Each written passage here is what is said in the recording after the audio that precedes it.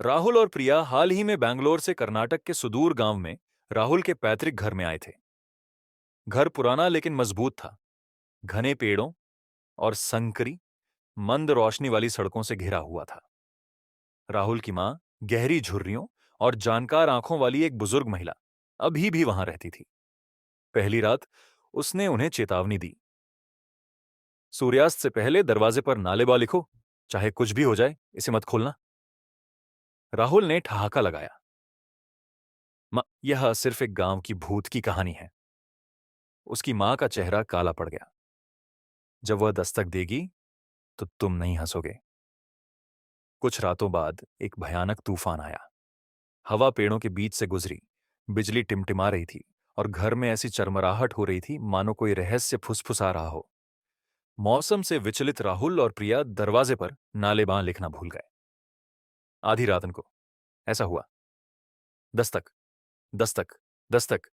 दरवाजे पर एक धीमी, जानबूझकर दस्तक। राहुल, दरवाजा खोलो, मैं हूं, मां। राहुल स्तब्ध रह गया। उसकी मां अगले कमरे में सो रही थी। प्रिया ने फुसफुसाते हुए कहा, शायद उसे मदद की जरूरत है। लेकिन कुछ गड़बड़ा महसूस हुआ।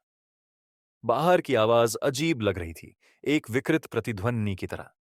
राहुल हिचकिचाया। उसका हाथ कुंडी से बस कुछ इंच की दूरी पर था। तभी घर के अंदर से उसकी मां की आवाज आई, इसे मत खोलो। राहुल की सांस उसके गले में अटक गई। वह मुड़ा और वहां वह थी, दालान में खड़ी। उसका चेहरा पीला पड़ गया था। वो मैं नहीं हूं बाहर। दस्तक तेज होती गई। आवाज बदल गई।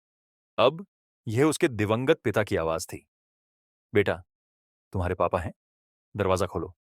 प्रिया ने चौंकते हुए कहा, राहुल, तुम्हारे पापा मर चुके हैं।